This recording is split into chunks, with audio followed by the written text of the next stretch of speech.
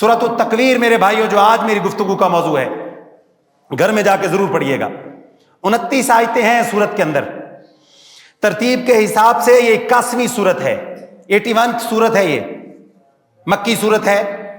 جب مکہ کے لوگ بے انتہا مخالف کر رہے تھے، اختلاف کر رہے تھے نبی علیہ السلام کے تمام قسم کے بیانات سے، آپ علیہ السلام کے شواہد سے، وہ سب انکار کر رہے تھے، تب اللہ نے سورت کو نازل کیا۔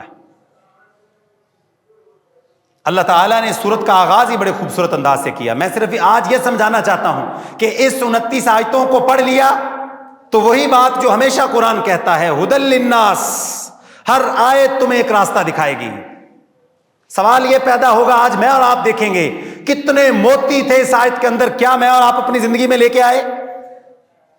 اذا الشمس کورت، ابتدا ہی اللہ رب العزت کرتے ہیں آسمان کی سجاوٹ کی سب سے بڑی چیز جو کہ سورج ہے۔ آسمان اسی سورج کی وجہ سے منور ہے۔ اللہ کہتے ہیں کہ میں اس سورج کو لپیٹ لوں گا، جیسے انسان سر پر پگڑی لپیٹ لیتا ہے نا، اللہ کہتے ہیں میں ایسے سورج کو لپیٹ لوں گا۔ جب سورج لپیٹ لیا جائے گا تو روشنی کا سارا مرکز تو یہ سورج ہے۔ پہلا مطلب تو یہ ہوا کہ آخرت کا دن جب آغاز ہوگا تو وہ اندھیروں کے اندر ہوگا۔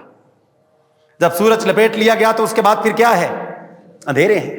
آسمان کی سجاوٹ کو اللہ نے لے لیا، آسمان کی روشنی کے اوپر اللہ نے پردہ ڈال دیا۔ جیسے انسان اپنے سر کے اوپر پگڑی ڈال لے تو سر چھپ جاتا ہے، اللہ تعالیٰ ایسے سورج کو لپیٹ لیں گے اور وہ بے نور ہو جائے گا۔ وَإِذَا النُّجُومُ انْكَدَرَتْ، لیکن سورج کے علاوہ آسمان پر ستارے بھی ہوتے ہیں، وہ بھی رات کے وقت تھوڑی بہت روشنی دے دیتے ہیں۔ اللہ نے کہا جب ستارے بھی ہم بے نور کر دیں گے، آسمان سے کوئی بھی لائٹ سورس باقی نہیں رہے گا۔ آپ ذرا غور کیجئے گا اس ساری صورتحال کو، اللہ کی قسم یہ قرآن جیسے بیان کر رہا ہے ہم ایسے ہی اس کو دیکھیں گے، اور ہمارا اس بات پہ ایمان ہے کہ جو منظر اللہ ہمیں بیان کر رہے ہیں ہم اس کو ایسے ہی نظارہ کریں گے۔ اللہ کہتے ہیں ابھی غور کر لو، یہ منظر آنے والا ہے، تم اس کو دیکھنے والے ہو۔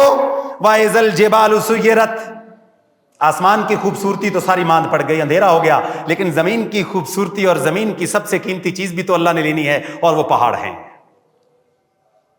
زمین کے اندر سب سے نمایاں کیا ہوتا ہے؟ پہاڑ ہیں زمین کے اوپر سب سے نمایاں بلندی کے حساب سے۔ اللہ کہتے ہیں وہ پہاڑ بھی روئی کی طرح اڑنا شروع کر دیں گے۔ اور یاد رکھیے گا یہ زمین کے اندر جو 70% پانی ہے یہ اس وجہ سے ہی رکا ہوا ہے کہ پہاڑوں کی ترتیب اللہ نے ایسے بنائی ہے، کہیں پر اونچے ہیں کہیں پر نیچے ہیں، اور نچلی والی جگہ پر پانی کی تہیں ہوتی ہیں۔ اگر پانی اونچا ہو تو پھر تو بہا کر لے جائے، تو اللہ تعالیٰ کہتے ہیں کہ ہم پہاڑوں کو برابر کر دیں گے۔ یہ ایک بہت خوفناک بات ہے۔ جب پہاڑ برابر ہو جائیں گے تو پھر کیا ہوگا؟ پھر سمندر برابر ہو جائیں گے، سمندر ابلنا شروع کر دیں گے، اور زمین پر تو 70% ہے ہی پانی۔ پہاڑ برابر ہو گئے، سمندر چھا گیا، اور اللہ کا قرآن کہتا ہے سمندر ابلنے شروع کر دیں گے۔ وَإِذَا الْبِحَارُ سُجِّرَتْ، سمندر ابلنا شروع کر دیں گے۔ اب سمندر ابل رہا ہے، ساری زمین کے اوپر طوفان آ چکے ہیں، زمین کے اوپر تیز ہواؤں کا سلسلہ ہے، آندھیاں ہیں، آسمان کے اوپر تاریکی چھائی ہوئی ہے، ادھر سے طوفانوں کا شور ہے، پانی کے ابلنے کی جیسے آواز ہے، اور زمین کے نیچے آتش فشاں ہے، وہی تو پانی کو ابال رہا ہے۔ اور اللہ تعالیٰ پھر بیان فرماتے ہیں وَإِذَا الْعِشَارُ عُطِّلَتْ، اللہ اکبر، یہ بڑی پیاری تمثیل ہے۔ اور جب 10 ماہ کی حاملہ اونٹنیوں کو چھوڑ دیا جائے گا، ہم نے ایسے پڑھا اور آگے چلے جاتے ہیں، اس کا مطلب کیا ہے؟ 10 ماہ کی حاملہ اونٹنیاں، اللہ کہتا ہے اس کو بھی چھوڑ دے گے تم، کیونکہ اس وقت چونکہ یہ قرآن عربوں سے مخاطب تھا، اور عربوں کی سب سے قیمتی جائیداد اس وقت اونٹ ہوتا تھا، اور اونٹ کے اندر جب اونٹنی بچہ دینے لگتی تھی جو 10 سے 12 مہینے کے اندر دیتی ہے، تب جا کر تو اونٹنی کا وہ بہت زیادہ خیال کیا کرتے تھے۔ یعنی اونٹنی کو چھاؤں کے اندر باندھنا، اسپیشل خوراک کا خیال کرنا، بھئی 1 مہینے کے بعد 2 مہینوں کے بعد اس نے بچہ جننا ہے۔ یعنی ان عرب والے لوگوں کی زندگی کا محور و مرکز پھر وہی اونٹنی اور اس کا خیال ہوتا تھا۔ لیکن اس کا مطلب آج ہمارے لیے بھی ہے کہ ہماری گاڑیاں ہوں گی جو ہماری قیمتی متاع ہے۔ اللہ کہتا ہے تمہیں جس طرح وہ عرب والے اپنی اونٹنیوں کو بھول جائیں گے اگر قیامت ہوگی، ان کا کوئی توجہ اس کے اوپر نہیں ہوگی، تمہارے گھر کے اندر کھڑی ہوئی گاڑیوں پر بھی تمہاری نظر نہیں ہوگی۔ وہ جب وقت طاری ہوگا تم اس دنیا کے اندر خوبصورتی کی جتنی چیزیں ہیں ان کو بھول جاؤ گے۔ خوبصورتی کے اندر اولاد آتی ہے، اللہ کہتے ہیں اولاد کو بھول جاؤ گے۔ تمہاری جائیداد ہوگی، تم جائیداد کو بھول جاؤ گے۔ گاڑی تمہاری سٹارٹ ہوگی، تم گاڑی کو بند کرنا بھول جاؤ گے۔ حتیٰ کہ اللہ کا قرآن کہتا ہے بچہ رو رہا ہوگا، ماں دودھ پلانا بھول جائے گی۔ وہ وقت آنے والا ہے۔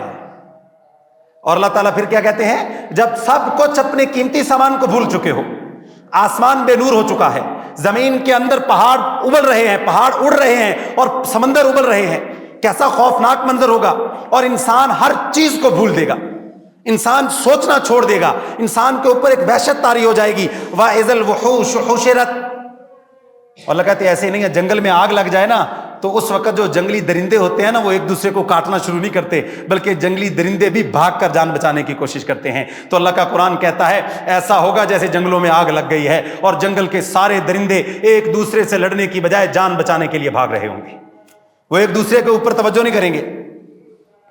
وَإِذَا النُّفُوسُ زُوِّجَتْ، اللہ اکبر، یہ ساری ابھی اللہ تمہید باندھ رہے ہیں کہ اس دن ہونا کیا ہے۔ اس کے بعد اللہ تعالیٰ نے ان 12 آیتوں کے بعد ایک ہی بات کرنی ہے جو خلاصہ ہوگا۔ اللہ کہتے ہیں وَإِذَا النُّفُوسُ زُوِّجَتْ، جب ہم نفوس کو جانوں کو ملا دیں گے۔ مفسرین نے اس کی بہت زیادہ تفاسیر کی ہیں۔ ایک تفسیر تو اس کی یہ ہے کہ انسان کا جسم چونکہ مٹی کے اندر ہوتا ہے تو اللہ تعالیٰ جسم اور روح دونوں کو ملا دیں گے اور انسان اس فزیکل جسم کے ساتھ اس ساری حالت کو دیکھے گا۔ یہ بات نہیں ہے کہ ہم اس وقت کوئی اور جہان کے اندر آئیں گے، کوئی ہماری روحیں دیکھیں گی، بلکہ ایسے ہی جیسے ہم ابھی گرمی کو محسوس کر سکتے ہیں، سردی کو محسوس کر سکتے ہیں، ایک دوسرے کو دیکھ سکتے ہیں۔ اللہ کا قرآن کہتا ہے ایسے ہی تم اس منظر کو دیکھو گے، اور یہ منظر اپنی آنکھوں سے جیتی جاگتی سے دیکھو گے اور محسوس بھی کرو گے اس بات کو کہ ہاں آسمان بے نور ہو چکا ہے، زمین پر طوفان ہے، سمندر ابل رہے ہیں، خوفناک آوازیں ہیں، طوفان ہے، کڑک ہے، تم اپنے بچوں کو بھول چکے ہو، انسان مدہوش ہو چکا ہوگا، ایسے لگے گا جیسے پاگل ہو چکا ہے۔ اور پھر دوسری جگہ پر اس کا مطلب یہ ہے کہ انسان وہاں پر گروہوں میں تقسیم ہو جائے گا۔ اب یہاں پر تو ایسے نہیں ہے، ایک ہی محلے کے اندر بے نمازی بھی ہوتا ہے، نماز پڑھنے والا بھی ہوتا ہے، ایک ہی محلے کے اندر چور بھی ہوتا ہے، ایماندار بھی ہوتا ہے، ایک ہی محلے کے اندر قبضہ خور بھی ہوتا ہے اور حلال کھانے والا بھی ہوتا ہے۔ اللہ کا قرآن کہتا ہے جب میں قبروں سے اٹھاؤں گا تو میں ایسے نہیں اٹھاؤں گا، وہاں پر میں تقسیم کروں گا، یہ ایماندار فلاں گروہ جا رہا ہے، یہ نمازیوں کا گروہ جا رہا ہے، یہ شرابیوں کا، یہ چوروں کا، یہ لٹیروں کا گروہ جا رہا ہے، یہ پیسے کے پجاری جا رہے ہیں، یہ سود خور گروہ جا رہا ہے۔ وَإِذَا النُّفُوسُ زُوِّجَتْ، اللہ کہتا ہے ہم گروہوں کے اندر جانوں کو ملا دیں گے۔ وَإِذَا الْمَوْعُودَةُ سُئِلَتْ، اللہ اکبر، بِأَيِّ ذَنبٍ قُتِلَتْ، یہ بڑی خوبصورت بات ہے بھائیو، بڑی سمجھ والی بات ہے۔ اللہ تعالیٰ کہتے ہیں پھر ہم اس بچی سے پوچھیں گے جس کو زندہ دبا دیا گیا کہ تمہیں کس گناہ کے اندر قتل کیا گیا۔ غور کیجئے گا اس بات پر میرے بھائیو، اس کا مطلب یہ ہوا قیامت کے دن سارے سوالوں میں سے سب سے پہلا سوال کمزور ترین انسان سے ہوگا۔ وہ بچی جو پیدا ہوئی اور گھر والوں نے اس کو دبا دیا، دفنا دیا، اللہ کہتے ہیں میں سب سے پہلے اس سے پوچھوں گا۔ کیا مطلب ہے؟ سب سے پہلے کمزوروں سے سوالات ہوں گے اور ان کے اوپر ظلم کرنے والوں کو کٹہرے میں کھڑا کیا جائے گا کہ بتاؤ تم نے اس کمزور پر ظلم کیوں نہ کیا؟ اس وجہ سے کر رہے تھے نا کہ تم سے کوئی پوچھ نہیں سکتا۔ اللہ کہتے ہیں حساب کتاب سے پہلے میں تم سے پوچھوں گا کہ تم نے اس کمزور پر ظلم کیوں کیا۔ تم نے ایک بیوہ کی وراثت کھائی، بیوہ کی وراثت کھانے کے بعد تم نے اس کے یتیم بچوں کو چھوڑ دیا۔ کیوں چھوڑا؟ وہ کمزور تھے، تم نے اس لیے چھوڑ دیا۔ تم نے اپنی بیٹی کو تعلیم نہیں دی۔ ہم سمجھتے ہیں کہ بیٹی کو صرف دفنانا جو ہے نا وہ قتل کرنا ہے، یقین مانیے میرے بھائیوں، اگر آپ بیٹیوں کو تعلیم نہیں دے رہے آپ بھی بیٹیوں کو زندہ دفن کر رہے ہیں۔ اگر بیٹی کی مرضی کے بغیر شادی کی جا رہی ہے، بیٹی سے پوچھا نہیں جا رہا، آپ نے پھر بھی اپنی بیٹی کو زندہ قتل کر دیا۔ اگر آپ بیٹی کو برابر کے حقوق اپنے بیٹے کے برابر نہیں دے رہے، آپ نے بیٹی کو قتل کر دیا۔ اگر آپ نے بیٹی کو وراثت میں حصہ نہیں دیا، آپ نے اپنی بیٹی کو قتل کر دیا۔ یہ میں نہیں کہہ رہا، اللہ کا قرآن کہتا ہے بِأَيِّ ذَنبٍ قُتِلَتْ، ہم پوچھیں گے کہ تمہیں کیوں قتل کیا گیا۔ اس سے مراد صرف یہ تو نہیں ہے کہ درگور کر دیا گیا، اپنی بیٹی کی خواہشات کو دفن کر دینا یہ بھی ایسے ہی ہے کہ انسان اپنی بیٹی کو دفن کر دے۔ اور پھر اللہ کہتے ہیں ہم کمزوروں سے سوال کریں گے، اور سب سے پہلا سوال تو ہم یہی کریں گے۔ یہ جو طاقتور بن کر زمین پر قبضہ کر لیتے ہیں، مجھ سے کون پوچھے گا بھائی؟ وہ مجھ سے تو کوئی پوچھ ہی نہیں سکتا۔ اللہ کہتے ہیں ہاں جب آسمان بے نور ہوگا، سمندر ابل پڑیں گے، ایک طوفان برپا ہوگا، ماں بچے کو بھول جائے گی، زمین اتنی گرم ہوگی کہ ماں نیچے بچے کو رکھ کر اوپر کھڑی ہو جائے گی، اور تو اس وقت سوچے گا کیا بننے والا ہے۔ ہم پہلا سوال کریں گے بتا تو نے کمزور پر ظلم کیوں کیا تھا؟ اپنی بیٹی کو دفن کیوں کیا تھا, بیٹی کو حقوق برابر کیوں نہیں دیے تھے. یہ سارا مضمون بیان کرنے کے بعد اللہ رب العزت پھر وہ بات بیان کرتے ہیں, اللہ اکبر کبیرہ, علمت نفس ما احضرت. یہ سارا بیان کرنے کے بعد اللہ تعالیٰ فرماتے ہیں ہم عمل ان کے سامنے لے کے آئیں گے. جہنم آئے گی قریب, وَإِذَا الْجَنَّةُ أُزْلِفَتْ, جنت بھی ان کے قریب لائی جائے گی. یعنی جس طرح ہوتا ہے نا کہ یہ نہیں کہ جہنم کو بھڑکایا جائے گا تو پہلے نہیں بھڑک رہی, کبھی کبھی آگ جل رہی ہوتی ہے تو اس کو بھڑکانے کے لیے اس کے اوپر تھوڑا سا پیٹرول ڈالا جاتا ہے, جل تو پہلے بھی رہی تھی. اللہ کہتے ہیں ایسے نہیں ہے, جب وہ دن آئے گا بھڑکتی ہوئی جہنم کو ہم دوبارہ بھڑکائیں گے. ہم بتانا چاہتے ہیں جو سخت دل والے لوگ تھے ہم اب ان کو نرم کر کے دکھائیں گے. جو دنیا میں بات نہیں مانتے تھے, اللہ کا قرآن کہتا ہے نبی اب یہ ماننے کو تیار ہو جائیں گے, لیکن اب ہم نہیں مانیں گے, کیونکہ یہ جیتے جاگتی آنکھوں کے ساتھ میرے قرآن کی بات کو سنتا ہی نہیں تھا. یہ اس کے اندر ایک بڑا فلاسفر چھپا ہوا تھا, یہ سمجھتا تھا کہ قرآن سے بہتر بات بھی کوئی ہے, اور وہ تو میری اپنی بات ہے, میں کیوں بات مانوں, میرے اوپر کس کا زور چل سکتا ہے. بھائی خود کماتا ہوں, خود کھاتا ہوں, کسی سے لے کر نہیں کھاتا, میری مرضی جو مرضی کروں. اللہ کا قرآن کہتا ہے نبی جب یہ دیکھے گا اس منظر کو تو پھر یہ کہے گا کاش میں نے مان لیا ہوتا, اے کاش میں دل کو نرم کر لیتا. اللہ کہتے ہیں نہیں نرم ہوگا یہ باتوں سے, ہم پھر اس کو جہنم کی آگ کے اندر نرم کریں گے. لوہا جب پگھلانا ہوتا ہے نا بھائیو, تو اس کو کیا کیا جاتا ہے, آگ کے اوپر تپایا جاتا ہے, پھر لوہا نرم ہو جاتا ہے. التی یصلی النار الکبریٰ, اللہ کہتے ہیں ہم اس کو جہنم کی آگ کے اندر تپائیں گے, تپانے کے بعد دل نرم ہوگا, آج وہ نہیں نرم ہو رہا. علمت نفس ما احضرت, سارا مضمون بیان کرنے کے بعد اب یہ جامع ترین بات آگی جو خلاصہ تھا اس مضمون کا, اس منظر کے بعد. علمت نفس ما احضرت, او میرے بھائیو, اللہ کا قرآن کہتا ہے اس سارے منظر کے دوران میں اور آپ ہر اس عمل کو دیکھ لیں گے جو ہم نے آگے کے لیے بھیجا ہوگا. اب یہاں پر بڑی خوبصورت بات ہے, اب یہ بات نہیں ہے کہ جو ہم نے عمل کیا ہے ہم صرف وہی دیکھیں گے.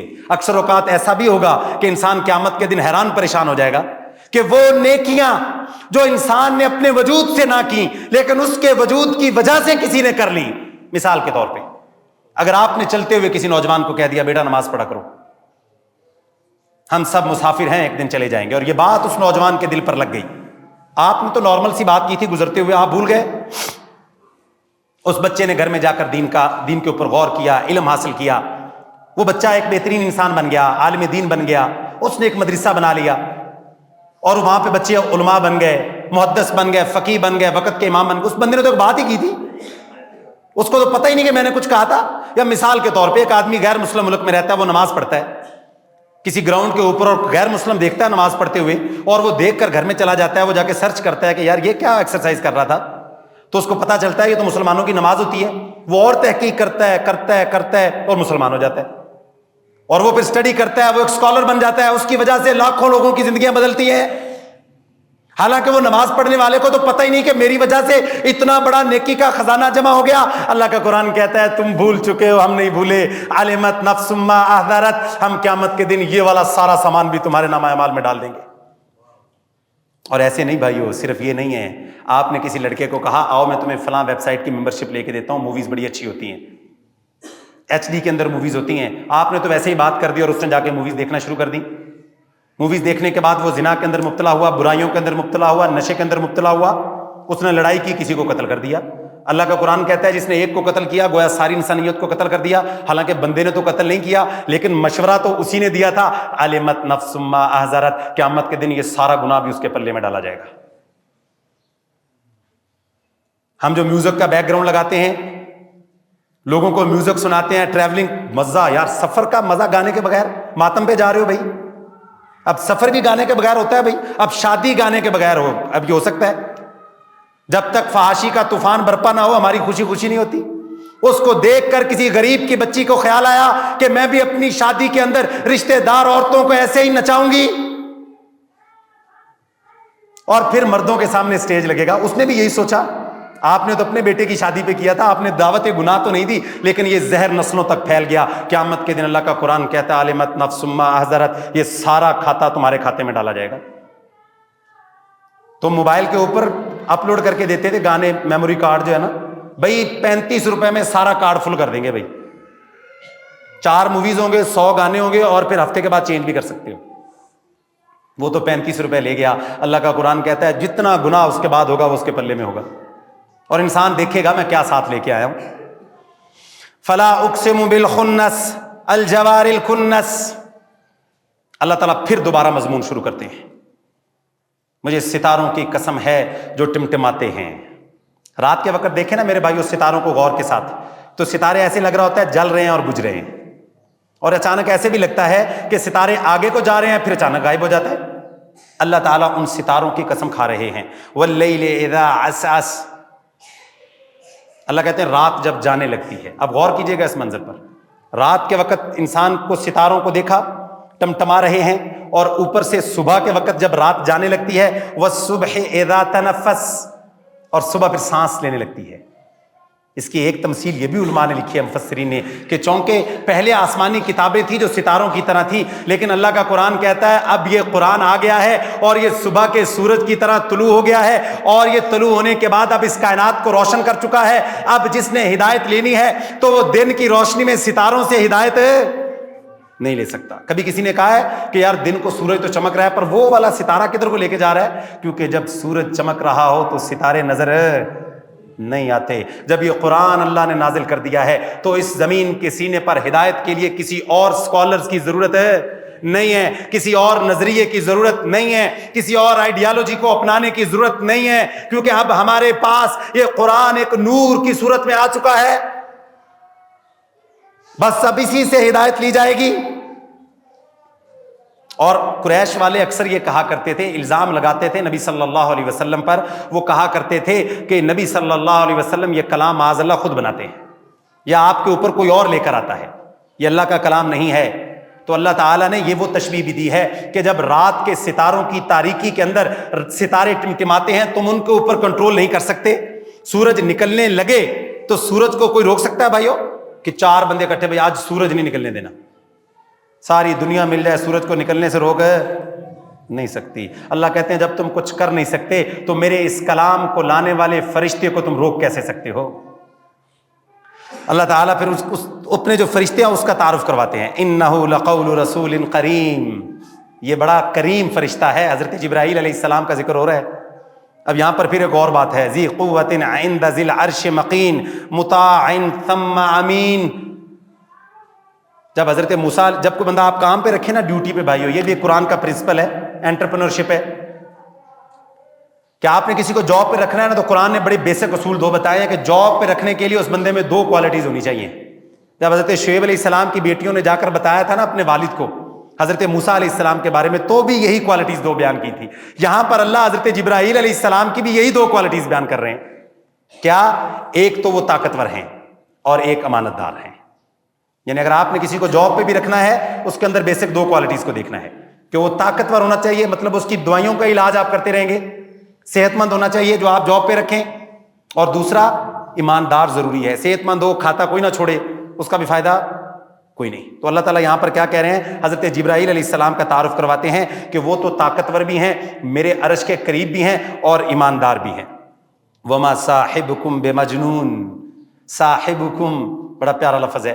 یہاں پر اللہ کہتے ہیں کہ یہ جو میرا نبی ہے یہ تو لوگوں تمہارے درمیان میں رہا ہے، تم نے 40 سالہ زندگی کی گواہی دی ہے میرے نبی کی کہ میرا نبی صادق ہے، امین ہے۔ اگر پورے مکہ کے اندر کوئی مسئلہ ہوتا، حجر اسود کو لگانے کی بات ہوتی تو میرے نبی کی باری آتی، تمہیں کوئی ایماندار نظر نہ آتا میرے نبی کے علاوہ۔ اب کیا ہو گیا ہے کہ جب میرا نبی سارے جھوٹے خداؤں کا انکار کر کے ایک کی عبادت کی بات کر رہا ہے تو تم کہتے ہو کہ نبی بات ٹھیک نہیں کر رہا؟ اس نبی کو اثر ہو گیا معاذ اللہ۔ اللہ کا قرآن جھنجھوڑ رہا ہے ان لوگوں کو، وہ میرے لوگوں، وہ میرے بندوں، سوچو تو صحیح، یہ تو تمہارے اندر ہی رہنے والا تھا، یہ میرا پیغمبر تمہارے ساتھ 40 سال کا عرصہ رہا ہے، اس نے کبھی زندگی میں جھوٹ نہیں بولا، غلط بات نہیں کی۔ وما ہوا بقول شیطان الرجیم، اور یہ کسی شیطان کا قول نہیں ہے، کسی جن کا قول نہیں ہے، یہ اللہ تعالیٰ قسم اٹھا کے کہتے ہیں میرے اپنی باتیں ہیں، میرا اپنا کلام ہے، یہ میرے الفاظ ہیں۔ تمہیں کیوں نہیں سمجھ آ رہی کہ اس کے مطابق اپنی زندگی کو ڈھالو، کبھی اس پر غور تو کرو۔ ہر لفظ جو ہے وہ ایک نور ہے، ایک ہدایت دیتا ہے. تم اس پر غور کیوں نہیں کرتے ہو؟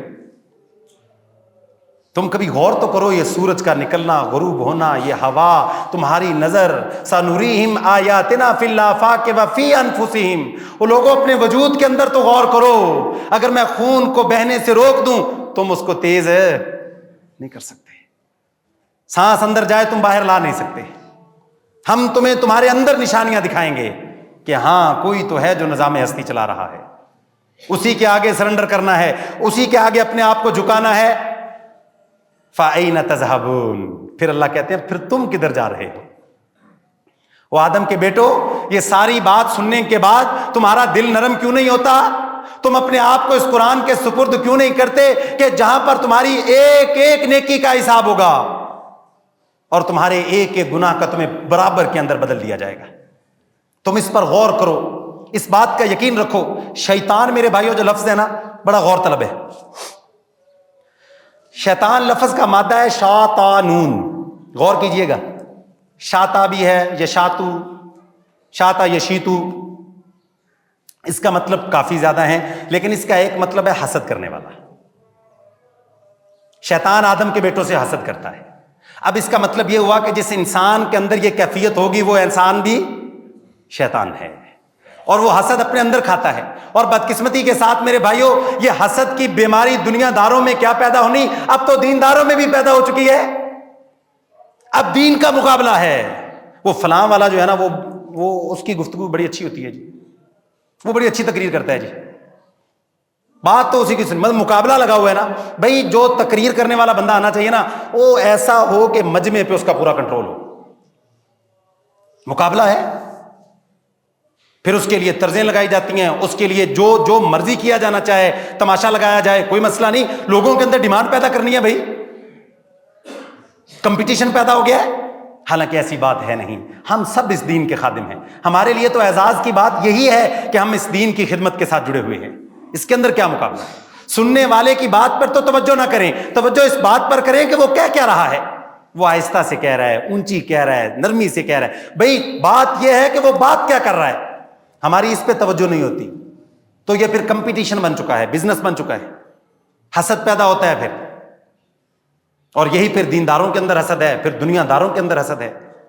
ہمیں میرے بھائیوں اس حسد کے بعد جو اگلی بات ہوتی ہے وہ مقابلہ بازی ہے.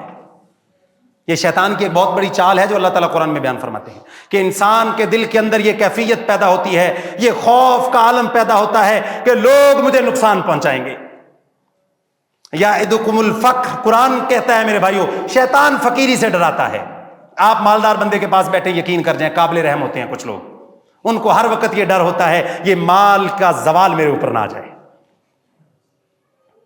اس بات کے یقین کے ساتھ زندگی کو گزاریے میرے بھائیوں کہ اگر لوگ آپ کے لیے چاروں طرف سے راستے بند کریں گے اللہ آپ کے لیے چھت کھول دے گا. اس بات کے یقین کے ساتھ زندگی کو گزاریے کہ اگر لوگ آپ کو تکالیف دینے پہ آ جائیں گے اللہ فرشتے قطار کے اندر آپ کے لیے اتارے گا.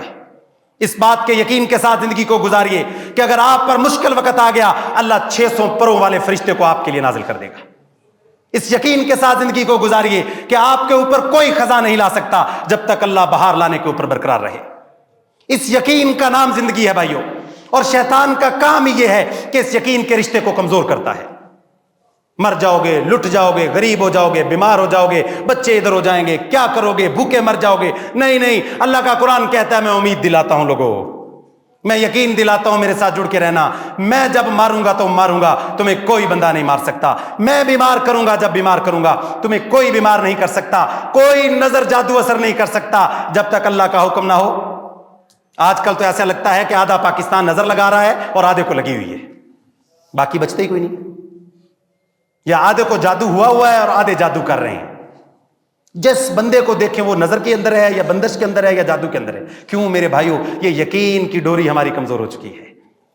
اپنی زندگی کو یقین کی شمع سے روشن کیجئے، اللہ کے ساتھ تعلق کو بنا کے رکھیے. اگر اللہ کسی کو تھام لے تو وہ گر نہیں سکتا، اور اللہ کسی کو گرا دے تو وہ کبھی اٹھ نہیں سکتا. اللہ عزت کا تاج پہنا دے، اللہ کی عزت کی قسم ساری کائنات مل کر اس کو اتار نہیں سکتی. اور اگر اللہ ذلیل کرنے پہ آ جائے تو ساری دنیا مل کر اس کو عزت نہیں دے سکتی. اس یقین کا نام توحید ہے میرے بھائیوں. اور اس یقین کا کام انسان کو اس قیامت کے دن عزت کے ساتھ کھڑا کرے گا. یہ ساری صورت اسی بات کا پیغام ہے.